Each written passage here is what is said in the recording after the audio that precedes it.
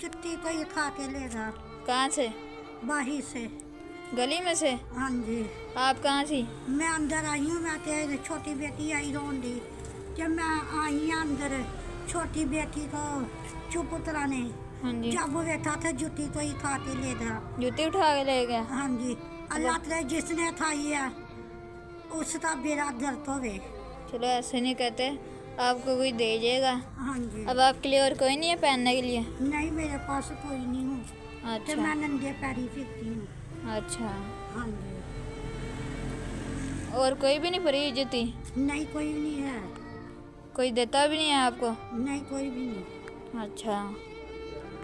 आप अंदर क्या करने आए थे जब आपका जूता चला गया? मैं अंदर आहा ना, सब्जी लेकर आई अंदर। हाँ। जब बेटे तो फिर बेटा मुझे जुत्ती ले आओ। हाँ जी। कि वो तामी जुत्ती बाही नहीं है, पता नहीं कौन खा के ले गया अच्छा। जुत्ती।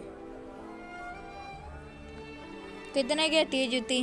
पता नहीं कितने की आती। पहले वाली कितने की ली थी? पहले वाली आई सी 300 की। 300 की? हाँ जी। अब आपके पास हैं पैसे? नहीं, हमारे पास पैसे नहीं है। अच्छा। हाँ जी। अब आप क्या करेंगी? अब क्या करनी, जैसे तुरे जाता है तुरे जाते हैं। अच्छा चलो, अल्लाह से दुआ आपका जूता मिल जाए। हाँ